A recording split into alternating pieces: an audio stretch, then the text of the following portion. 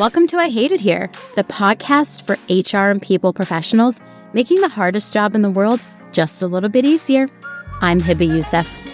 This is what I tell individuals when they're thinking about switching careers is look at your track record, right? I'm a huge proponent for people being proud of themselves. Think about all the things that you've done, accomplished, and quote, didn't die. Why would this next one be the one that happens? And that's the confidence you should go into these opportunities with. But then when it comes to the people that are giving pushback, that one question you're talking about, and we all know historically excluded folks, they get a lot more scrutiny on this. They need to be looking closer about these successes as well. Welcome back to another episode of your favorite podcast featuring your favorite HR person, me. Can you tell I'm really feeling myself this morning? I've had a decent cup of coffee, and I'm really pumped to do this whole season because we've been talking a lot about hard truths, and the lineup I have for you this season is fire. And today's hard truth: what if I don't want this career and all the baggage that might come with our chosen career path? Yes, I'm coming in hard on this morning. Joining me is someone I deeply admire and, fun fact, followed on TikTok before I ended up connecting IRL with at a conference. Hynie is the founder and CEO of Manage Up, and her journey here wasn't exactly a straight line. She's worn many hats, from chef, engineer, HR leader, and now a tech founder. And along the way, she's collected the kind of hard-won wisdom you can't really Google or ask ChatGPT about. Her work lives at the intersection of culture, data, and equity, helping companies build workplaces people actually want to be a part of. And in this episode, we're going to talk about the hard truths about career paths, how to build a life you actually want, and all the underrated skills that carry you through every chapter you experience. Ash, welcome to the pod. Thank you. I am now pumped. That was the most beautiful intro that I've ever had. Thank you. I try. I always really hype myself up for them too. So everyone listening doesn't hear the part where I tell every single guest where I'm like, I have to get really corny here for this intro for a second. It's the me. I did chorus growing up, and we did so many vocal exercises, and I was like, should I be doing that before podcasts? Like, we used to do this really fun one. My mama made me mash my M&Ms, and then you had to keep going faster and faster, and you go, my mama made me mash my M&Ms. She what? And then you would keep going faster. Yeah. And My I was mama like, made me mash my M&Ms. yeah, she what? We would keep doing that in chorus. And I was such a dork. I did magicals where you literally wore a cummerbund and a bow tie and you sang, and I was a terrible singer. I love it. My daughter would be so into that. I think they were just like, you child, we need an alto. You can harmonize. We'll take you. Yes. I love that. But every now and then I sing to myself. I do sing on the podcast, even though I've told every single person who's had to listen to that episode, I'm so sorry. I will stop doing it. So I won't do that again. But let's get into this episode because first of all, your career journey, wild, and I want to ask all the questions about it. But before I do, I've been asking every guest this season, what's a hard truth about work? The whole season is hard truths, but give me one about work. A hard truth about work is there really isn't a right answer. There is only a right way, depending on where you are. Okay, say more. Can you say a little bit more? Because that Absolutely. I feel you. When I think about my work experience, especially the conversation we're having today, my mother is from the South, y'all. So you can clutch your pearls on this one. PETA, don't come for me. The expression is there's more than one way to skin a cat. And that really is the reality, is depending on your organization, how their values are structured, how their competencies are, you will find a million ways to do the same job. All of them are right. Only one of them fits. And that's really the hard truth, is you'll have the people, actually, you'll have the folks come after you. And then you have to do a little bit of, either help them along the journey. I'm using so many HR terms, help them along the journey, or, lead them down the path to where you've gotten. But yeah. What's that phrase? I butcher phrases all the time. So what got us here won't get us there. Won't get us there. Mm-hmm. Yeah. I think about that in work terms so often because I feel like a chameleon to a certain extent, from organization to organization. where Yep. it's like, I knew this would work at a different organization. I know it won't work at my current organization. Mhm. And so like really, really like stepping into that like kind of Machiavellian like game that you're playing at work. And like Jess Winder came on last season and talked about like, I hate playing political games at work. It's not that. It's realizing that there are many approaches to get things done. And like you Mhm. have to figure out which one's going to give you the most success in your org. Exactly. And it Bingo. changes. It changes. Mhm. Like you have to be a chameleon to a certain extent. Oh, On the note absolutely. of being a chameleon, okay, that was a good transition. I didn't know I was going to do that. You've had quite the career arc. Like you told me, chef, engineer, HR leader, and now you're a tech CEO founder. Like, what's the through line through all of this? Like, tell us about this wild career. I love that question. The through line, and it depends on which career you want to anchor on. So I'll use chefing as the anchor. The through line is the recipe, right? The ingredients are just different. If you know the recipe, totally fine. And I use the analogy as, again, going back to that culinary anchor, there is a golden ratio for each of the probably the easiest way to say dairy products that we consume: ice cream, cream anglaise, pastry cream. You're using the same ingredients, different recipe, right? So it's like, how do you, I just reverse that, but essentially, how are you using the through line, the recipe, and you're changing the ingredients? With engineering, it's the same as learning a language. So if you look at what I studied in college, I studied German linguistics and literature. And when you know how to learn one language, you learn how to learn another language, you learn how to read a recipe, you learn how to build code. It's all about what ingredients are you using, and knowing how to apply those.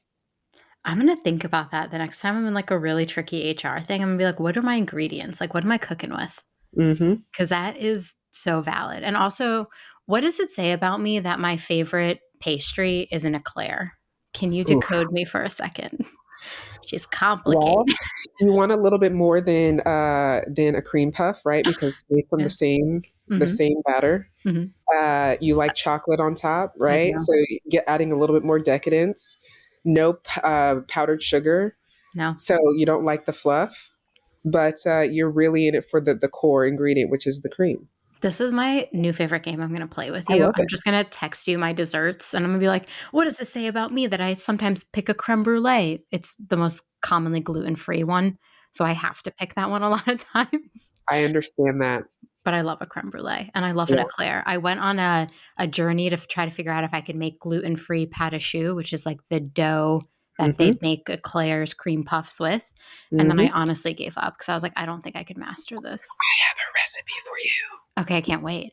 This all started too, just so you know, I was watching Kids Baking Championship, which you. used to be a show. I don't know if they make it anymore, but like every episode I would be in near tears at these like children that were like Hmm. sad that they messed up their recipe. And then, but all of them were so good at making a pâte à choux. And I was like, they are 12 years old and I'm a grown human who doesn't even know how to do this. So they like, I was inspired by children on Kids Baking Championships to be a better baker. Wherever the inspiration comes from, take it. Exactly. Also, watching them cry was like really hard for me. But anyways, I will that will be a whole different spiral.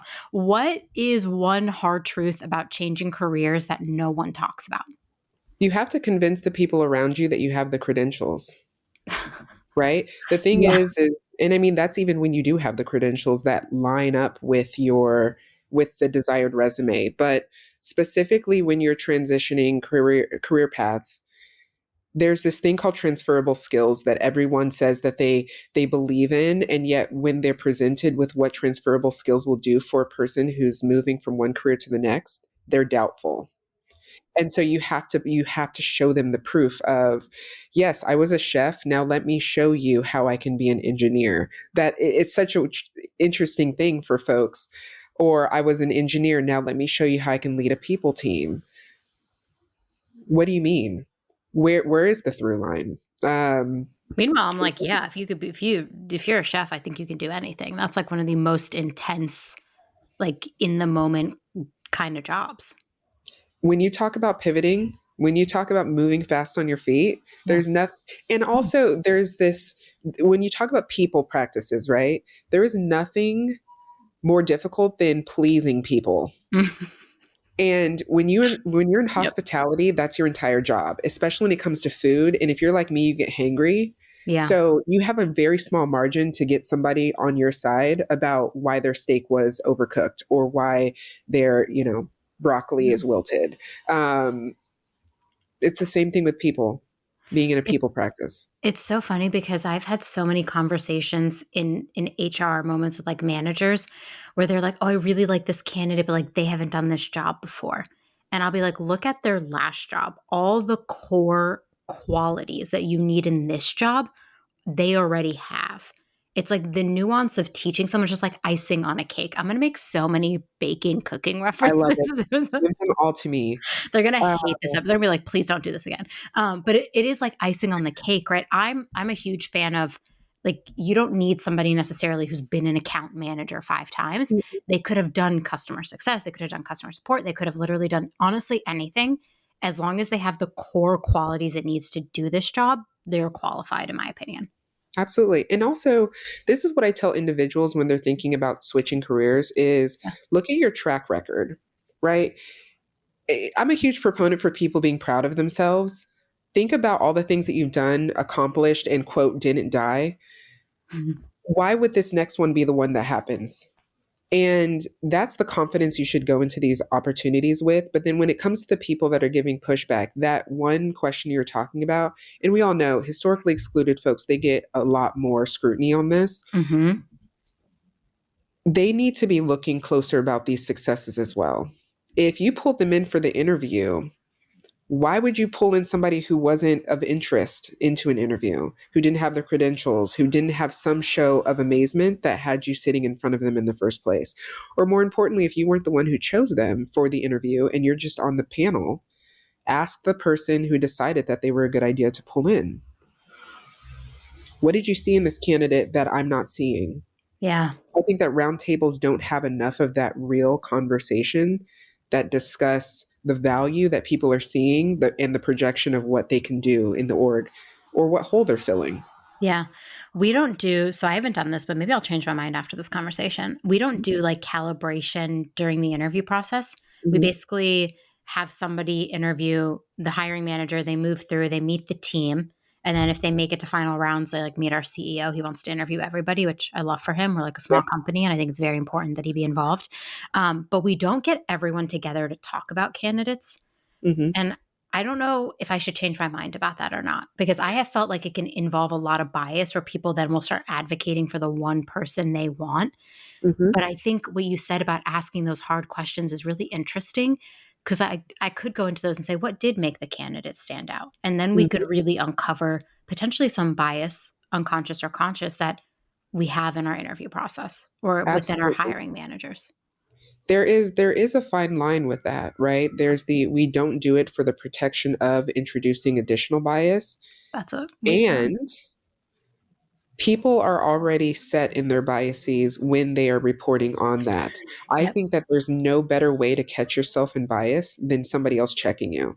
But you have to have the right culture to carry those types of conversations. Yeah. And we had a number of structured interviewing questions that were very, very organized so that we weren't going off track, if you Yes. will. Yeah.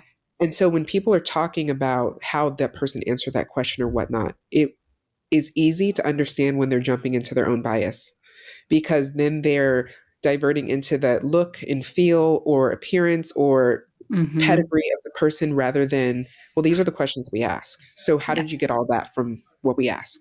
Yeah. When I first did structured and when I first started doing like structured interviews and was like coaching managers through it at previous organizations too, people were like, "Oh, but I just want to ask whatever I want to ask in the Mm-mm-mm. interview."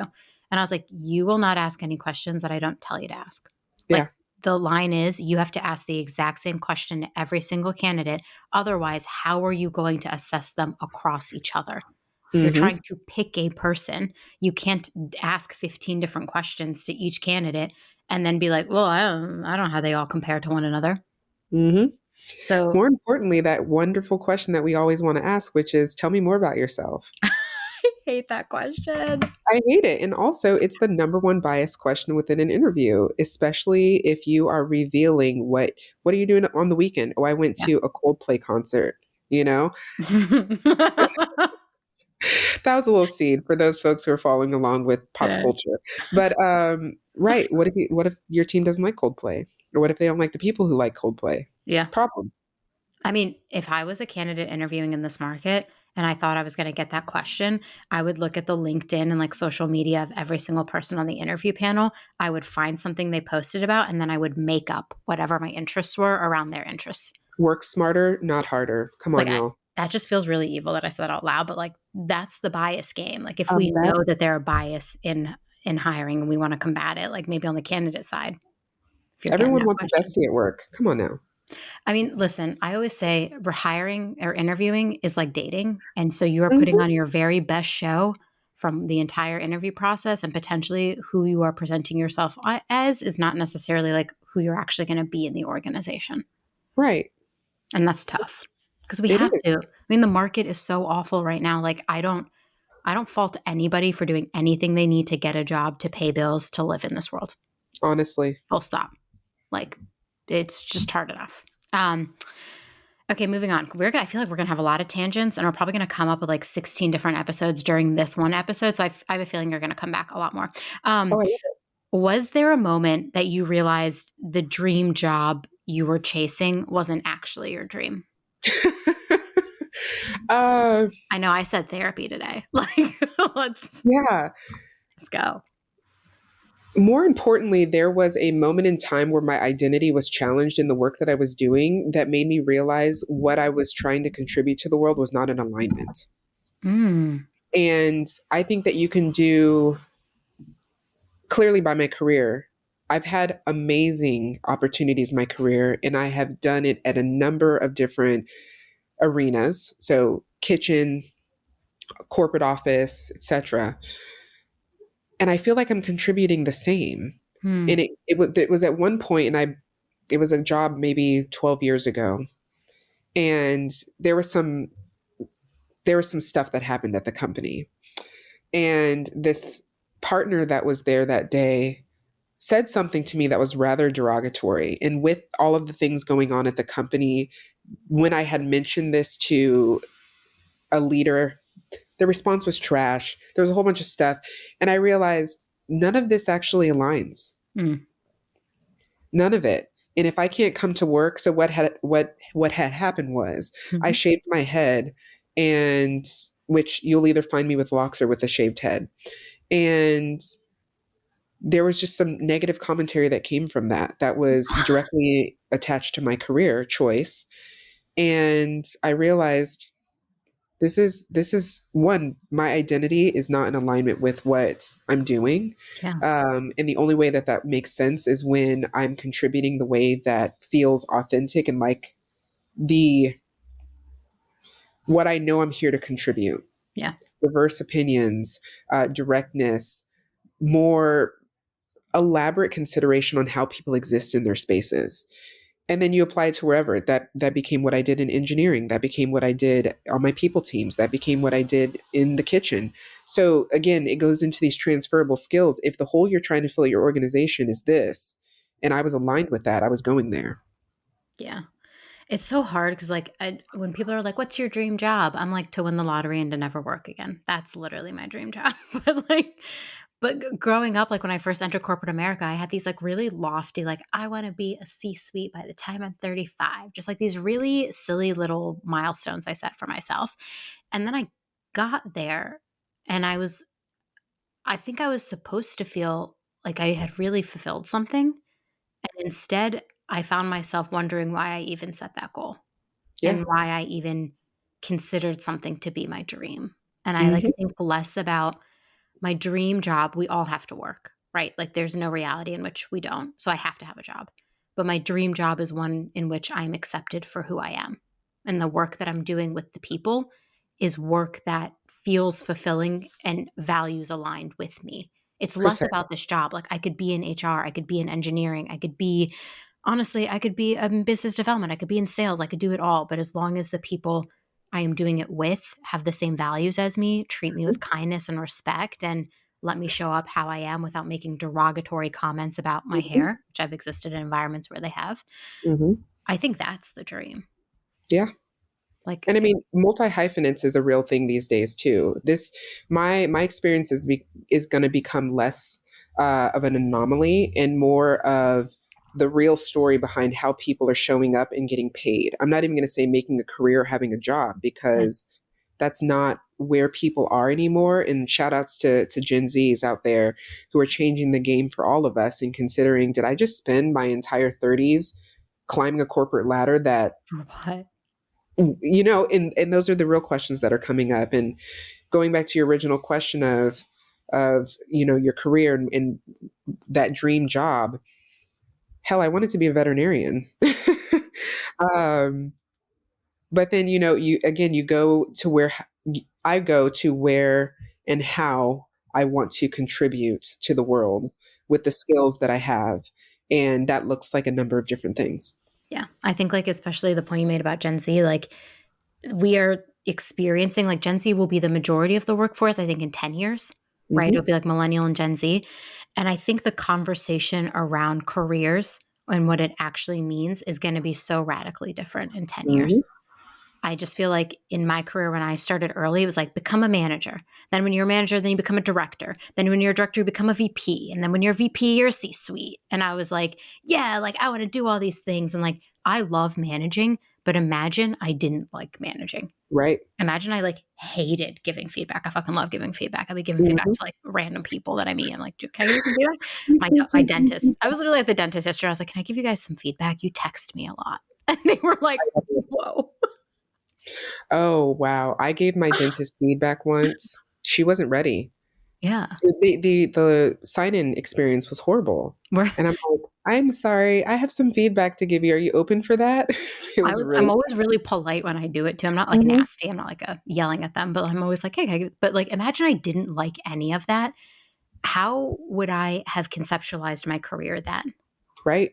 Like, I feel incredibly lucky that that's something that appealed to me. And I just think this conversation, the one we're having right now, is going to be had indefinitely for like the next 20 years because we are really starting to disconnect this idea of career is identity, Mhm. especially in the US when I feel like we align our career solely with our identity and the rest of the world does not do that. They do not. And you're in Europe. Can I say, am I I'm in allowed to Europe. say that? Yeah, I'm in Europe, and it will be an entire evening that passes by before someone even touches on the topic of what do you do for a living. They don't care. Are we drinking the same beer? Are we at the same restaurant? And are we having a great time? All that matters. And then there's some political talk that, gets pretty deep here in Inevitably, Germany. you can't avoid that. You can't avoid that. I'm in Germany. They're very direct here. I love that. And they'll let you know how they feel. So, yeah, it's good stuff. But your identity is not attached to your career. And I think with all the years that I've been staying over here and with the intersection of me going back to the US, it becomes less important in conversations for me as well. Yeah. And I hope for a day where we can all see that. But it's a quick way to build class and identity for people. And I understand that that's a part of the social construct of being in America. I didn't mean to drop us off a cliff there, No, but that I was just taking a moment to let that settle because Mhm. th I always say my career is, like, maybe what I do for work is maybe the least interesting thing about me. Mhm. There's, like, so many more layers to me, like, daughter of immigrants or somebody who has struggled with grief in the last 5 years of her life, who just has, like, a different view on the world, who, I don't know, experienced lots of microaggressions in her life and want to, like, talk to people about them, but Mhm. there's so much more. And I think what you're saying is right. Like when we say, here's what I do for work, we're establishing like, oh, I've made it. I've reached a Mhm. level. It's almost like a brag. And I don't want anyone listening to this thinking like you shouldn't brag about your career. If you No. are proud and you've built something beautiful, fucking brag about it. I will never fault you for doing that. But I do think it's an interesting way when you first meet somebody to assess like, where does this person fall in society? Oh, yeah. Which is weird. And again, though, it's there are some cultures and communities that that's the only thing that matters, and there are others where it's the least important thing. Yeah.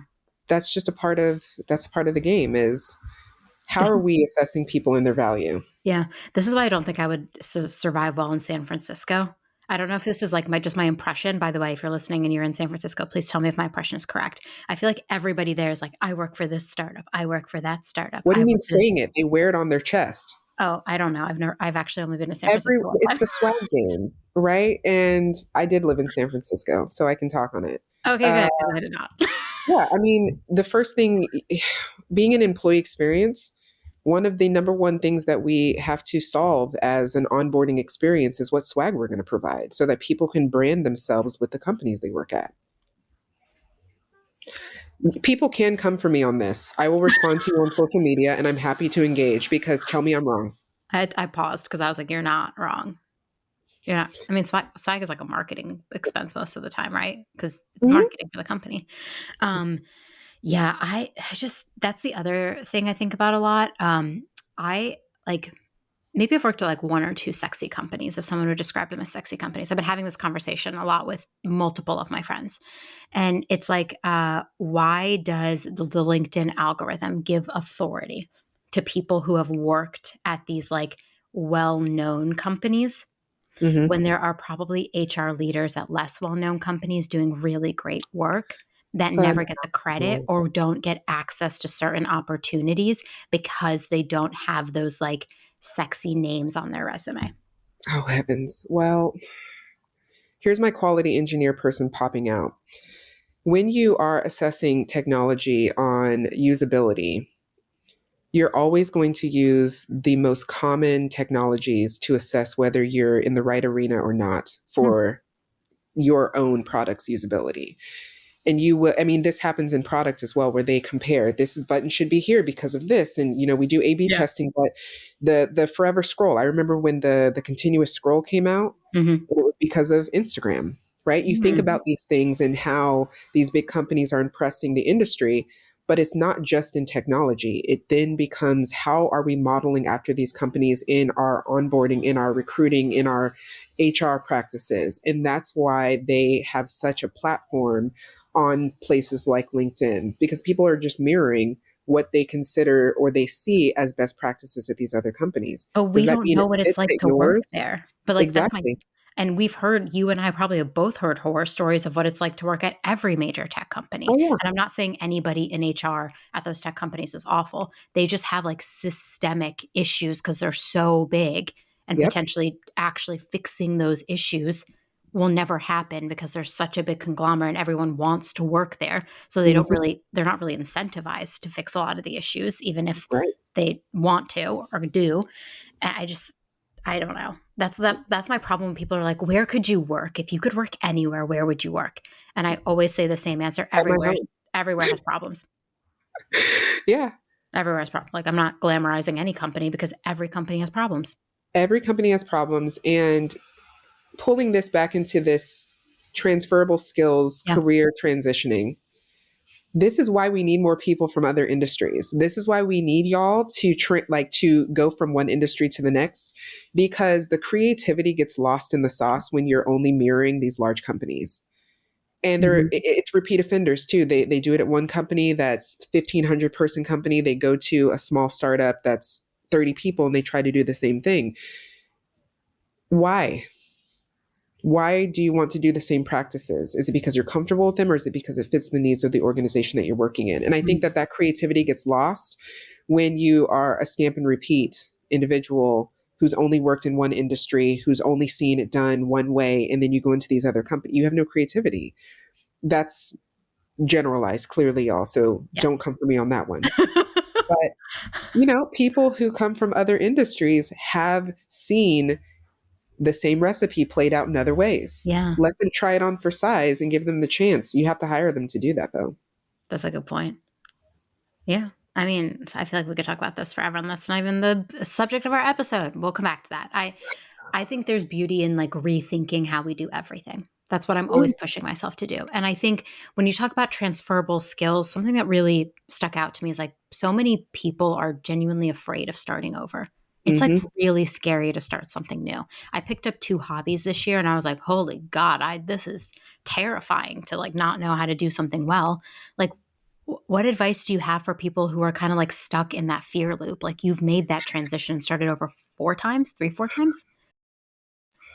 probably 6 or 7 now at this point. You're a phoenix. We're always rising from the ash. Rising from the ashes. My name is Ash for a reason. I love it. Uh, but I think that you really just have to take a chance on yourself, Mm, right? You have to want it more than you fear it. And there are situations right now that are pushing people to consider and try things that they've never tried before because the industry is hard. Getting a job right now is impossible. oh my God. So the question is are you going to stay stuck in the upset of not being able to continually do the thing that you were doing, or are you going to try something else where it might be uncomfortable for the first little bit, but what thing that is new that you're growing in is not uncomfortable? Mm. And take the chance.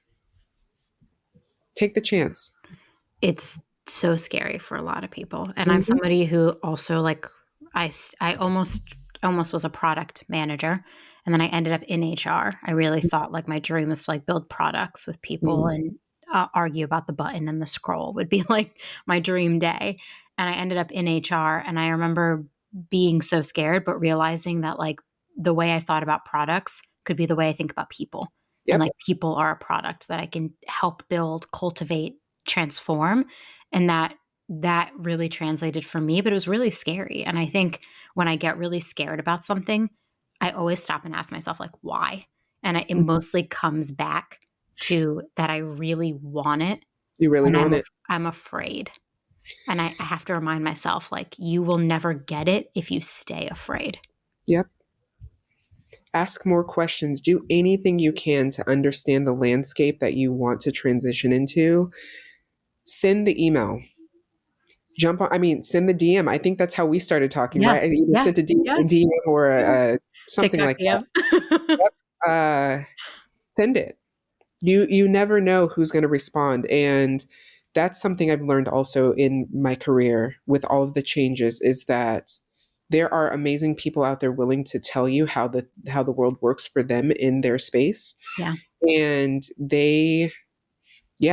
there's a friend in every industry. Find them yeah, and then ask them how they did it, and then ask what recommendations they have, and then see if there's an opportunity that they can afford you, or you're looking at a job. Am I looking at this the right way?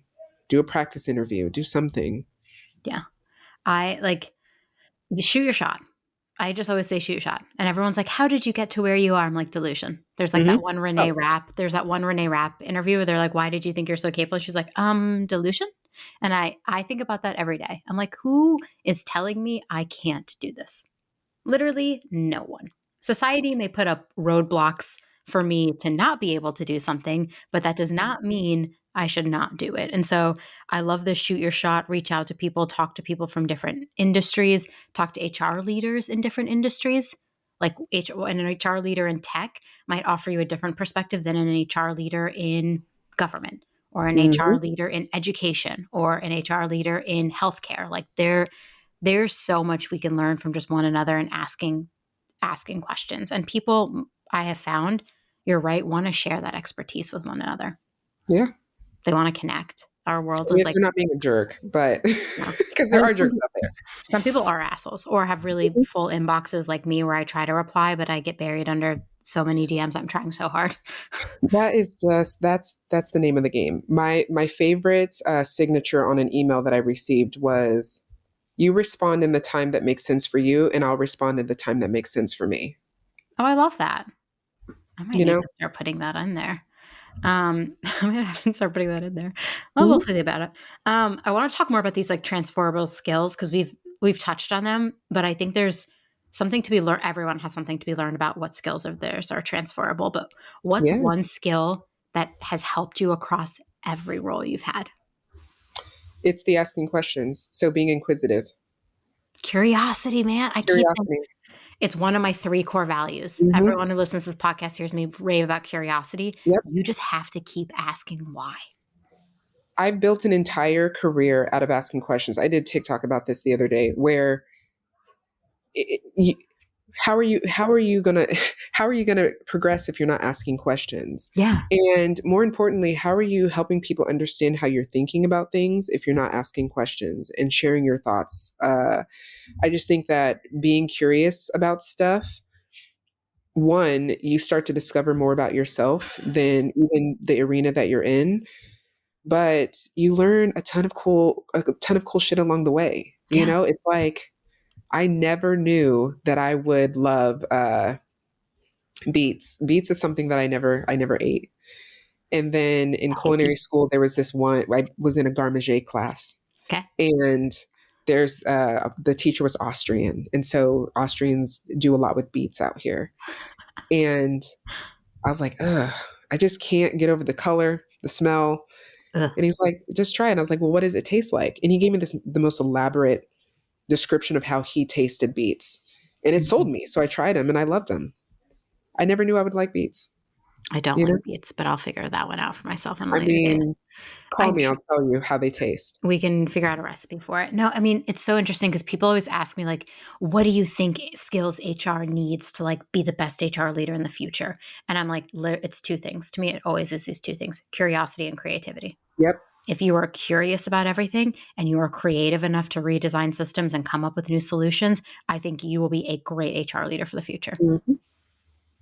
Hmm. Just like when AI first started breaking on the scene, I spent all this time like doing research. Like years ago in 2013, I worked at a startup where I worked on a project about like an adaptive learning algorithm. It was basically Yeah. like machine learning to guide you through a course where you would answer questions and then it would direct you either to read more, to do an exercise, to read this other article, like that type of stuff. It was really fun to work on. I worked with like a team of developers to build this thing. And I remember thinking back then, like, this is like such cool technology. It's just machine learning. So, like, when I have done my best to like learn and read about AI and just be inquisitive about capabilities, like, where does our future go? And I think if you can continue to be creative and curious in your everyday life, it doesn't have to be AI.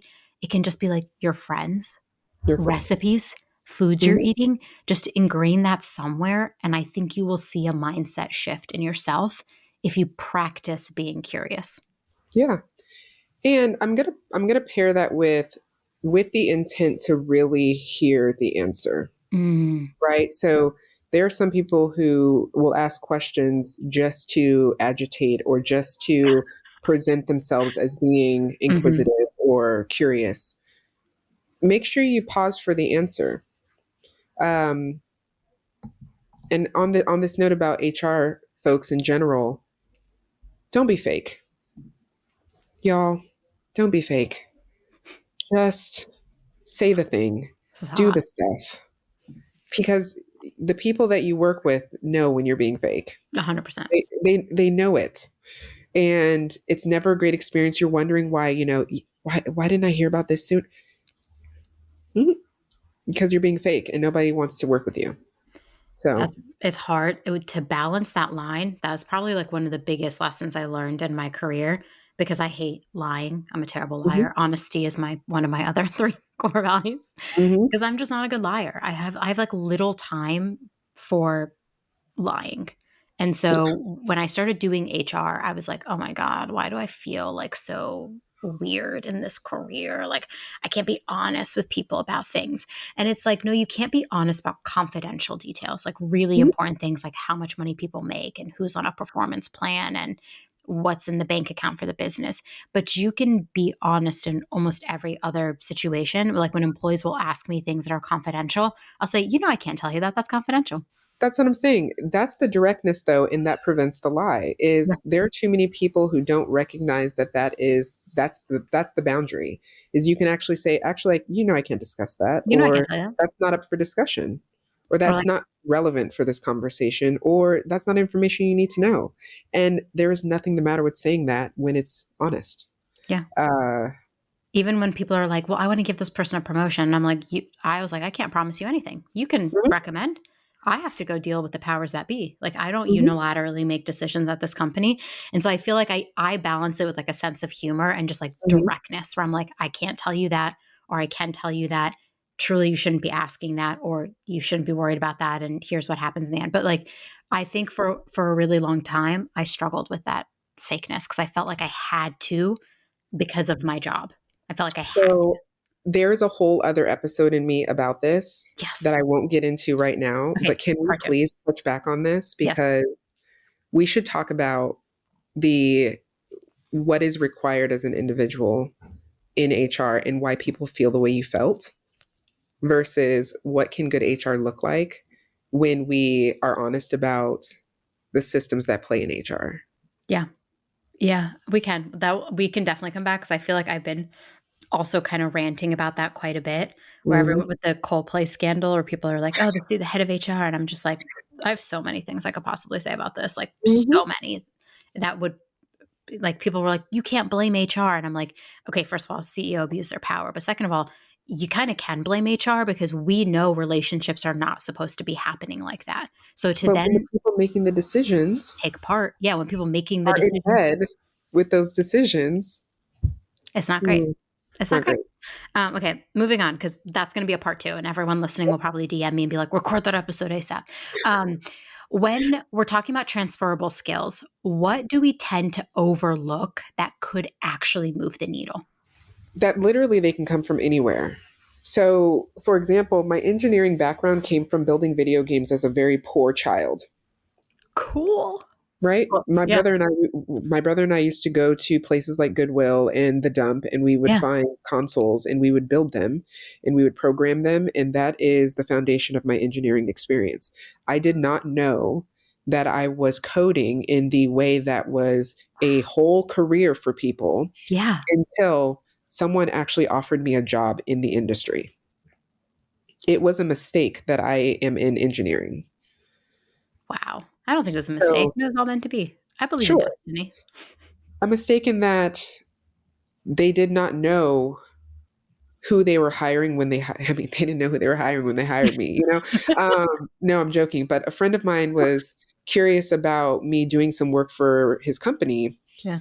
and he said, "Well, you always fix my computer and do this stuff on my computer for me, so I'm pretty sure you can do the rest of the stuff we're asking for." And I was like, "Oh, that's kinda cool." And I was poor, and I was living in New York City, and I didn't have anything else to do, so I said, "Yeah, let's go." And then the CTO came down 2 weeks later and was, "Hey, you're asking all the right questions. Mm. You are producing more than any other consultant here. Have you ever considered a full-time job as an engineer?" No, I didn't even know it was a career. That's how I got started in engineering. So the experience can come from anywhere. People have hobbies that honestly can turn into very lucrative jobs in your average everyday corporate position, and they don't know that. And you'll never know it either as a hiring manager unless you take a chance on that, or unless you are throwing the net out far enough that you're capturing the people who have an interest in building good careers in the roles that you have available. Yeah. So for those folks who are thinking about it, if it interests you, dive a little deeper. Start, including yourself in the positions or in the spaces where that work is being done. And again, take a chance on yourself. I love, love, love the movie Clueless. And Same. Travis gets on the podium when he's giving his terrible report, Yeah. and he's like, "Take a chance on an unknown kid." I say that line all the time. Take a chance on an unknown kid. That unknown kid might be you. You know, Oh, I love that. Also a great movie. so Sharon good. Dion's friendship in that movie really fills my heart with so much joy. Also weird that she dates her stepbrother at the end, but like that was like kind of okay back in the 90s, you know? I, I didn't ask questions because it was Paul, but Uh, that man is aging like fine wine. Sorry. fine, I don't know. fine. That just took a turn on the podcast. I was like, that man is fine. He is. Listen, Take a chance on an unknown kid. I love mhm, that. I've done that before. Like I've hired people without HR experience. I have grown people without HR experience. I've seen mhm, that they have the core skills of asking the questions, building processes, following through, really thinking about the employee experience. And I've been like, mhm. those are the things I need. I can teach you everything else. That's always Yep, what I say to people. Like, there are things you can't teach and things you can teach. The natural skills you need in every role, if cannot you teach see those. them in somebody, you can't teach those. They're Yep, hard to get. So you need to like capture that person and then teach them the extra stuff. absolutely. with the emphasis on have the right environment where you can develop them into being that person. Because I think what gets missed additionally in that conversation is the what is our learning and development programming like? What is our professional development funding looking like? How Yeah. can we provide the right support? Yeah. It's so interesting because I feel like I feel like I know what I'm good at and what I'm not good at. I feel like you've discovered that through your journey of like things you are like good at, like coding. But like, what advice would you give to somebody who like doesn't actually know what they're good at? Ask them what they do. I would ask them what they do in their free time. Ooh, I just read. But So I'm so reading, though, is tangential to things like conversationalists. You're a phenomenal conversationalist because you read a lot, thanks. right? Like I'm there's empathy. things that just sit in the bucket of you love to read. My daughter loves to read, and this girl can talk your ear off on a number of topics that you wouldn't even believe a 6-year old could do it.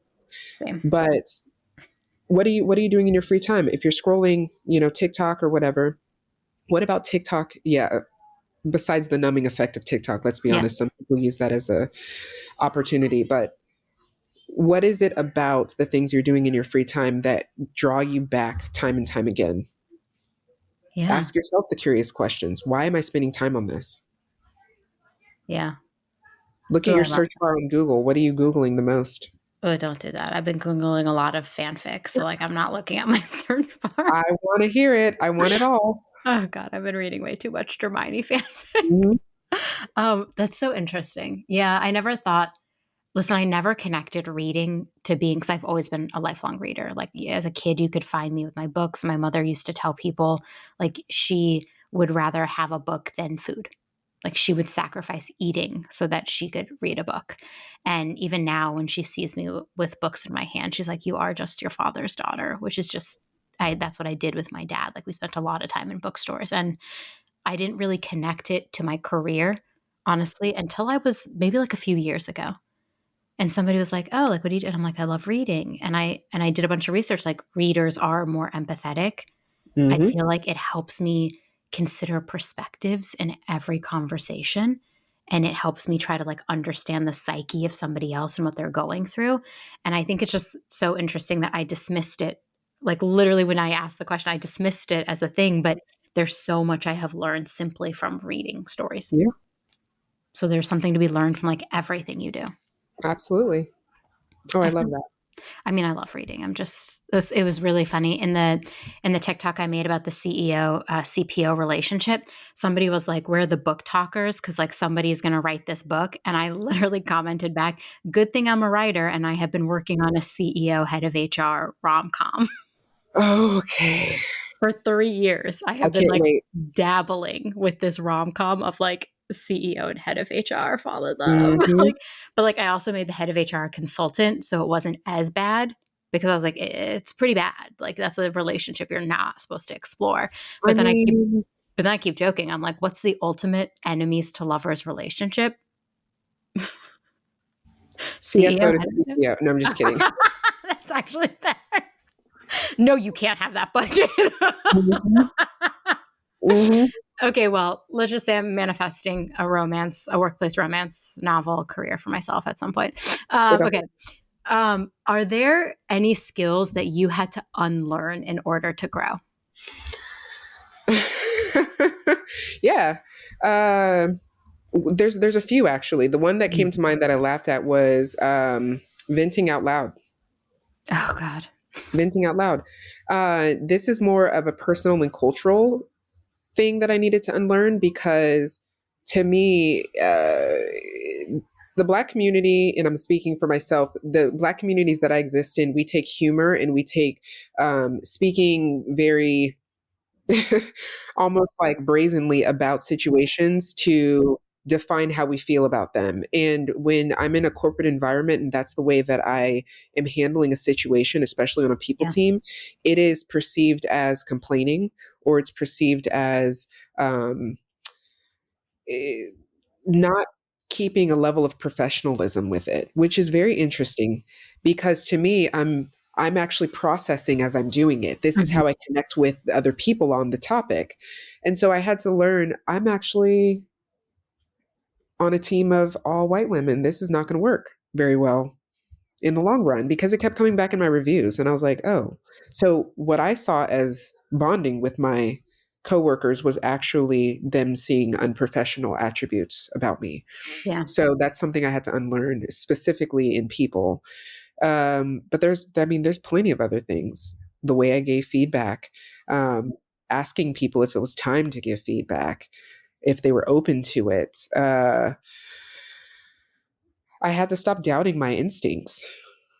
Those are things I had to learn because again, you probably got hired because of that innate ability to work on something in the way that, they were looking for. And then when you start doubting that because of all the feedback that you're getting or company changes, then you realize you lose your authenticity in your craft. So Yeah. plenty of things. The It's venting not out loud something one new. is so interesting because I'm also a stream of consciousness thinker Mhm. where like my friends don't get one text from me, they get 12. Oh yeah. I don't text in paragraph, I text in sentences and half Mhm. thoughts. And so I also had that struggle too, where then at one point someone gave me the feedback like, you're quite negative. You have like a thought about everything and you're just so critical of everything. And I was like, negative? I think I'm one of like the most I'm the positive most people I positive people you know. know, right? I literally am so delusional. I'm like, I could be president next month if I felt like it. Uh-huh. Like that is my positive optimism. I'm always like, there's a better path forward. We Yep. can fix it. I can make it better. But it made me realize that like not everybody processes like that Mhm. and not everybody needs it. So like now when I do it, I'll like vent quietly to myself Mhm. and then I'll like write down why it was I was venting and then I'll figure out what I actually want to say. Yep. The other thing I unlearned, I don't know if this is even this is not a transferable skill. This is just maybe a thing. I have a very expressive face.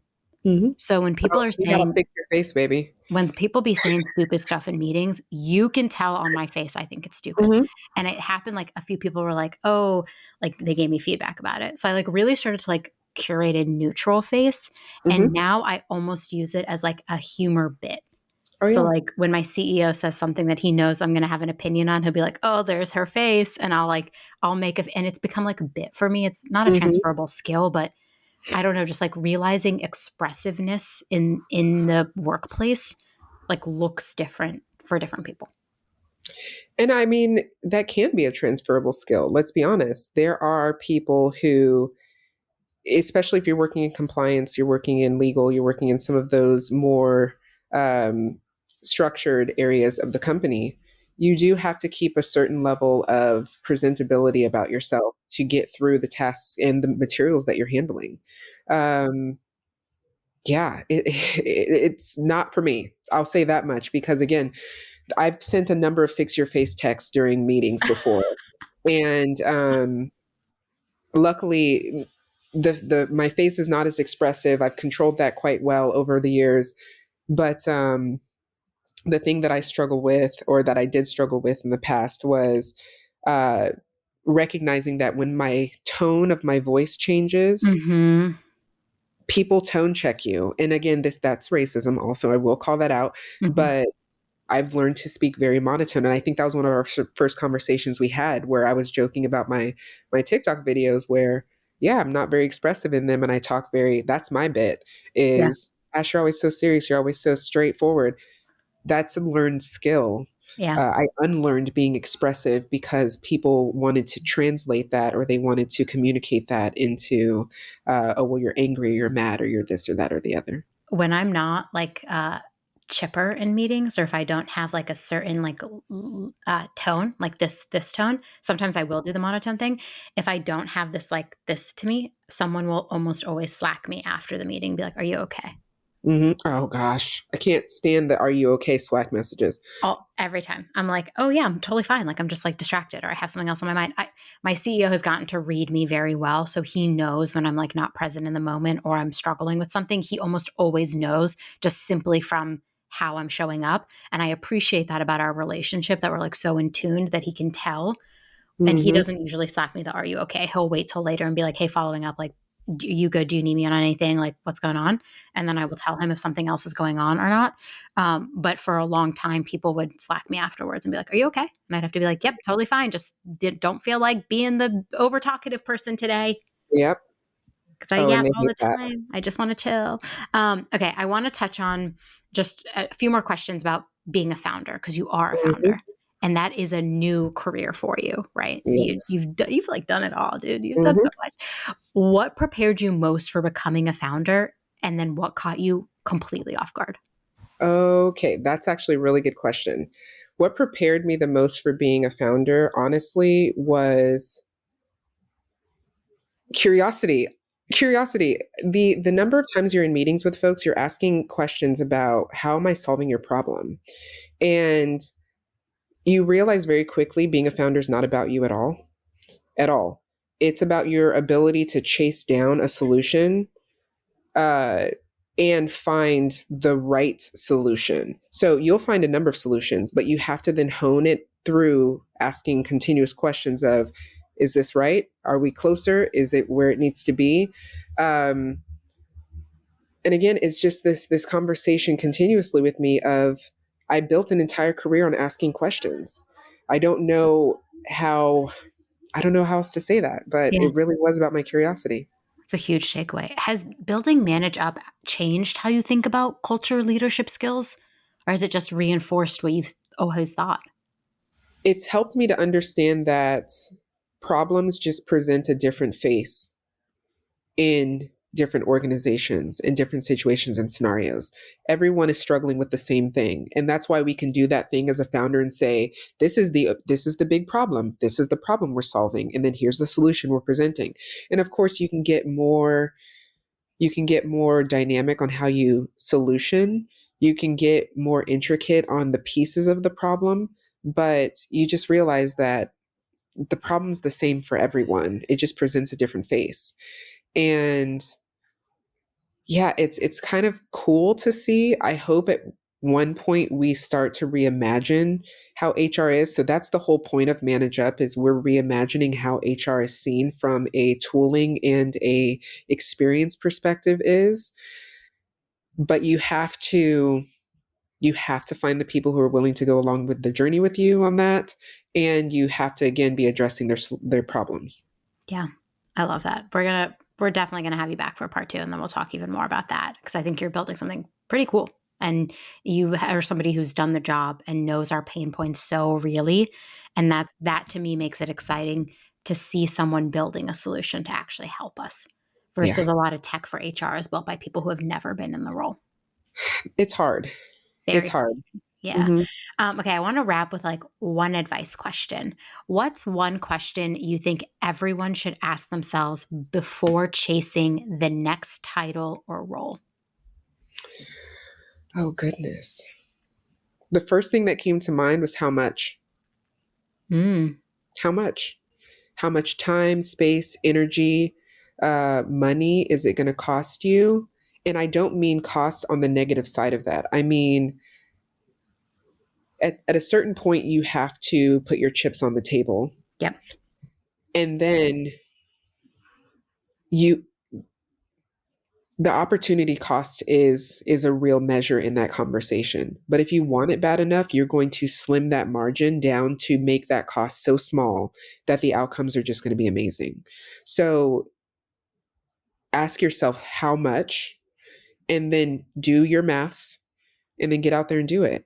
Because if you're thinking about it that much, that's part of that equation as well. The Yeah. time you're not actually pivoting, the time you're not actually making the decision.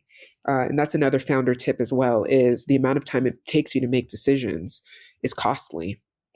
So I'll add that on the how much for transitioning careers. Is how much is it going to cost you? Yeah.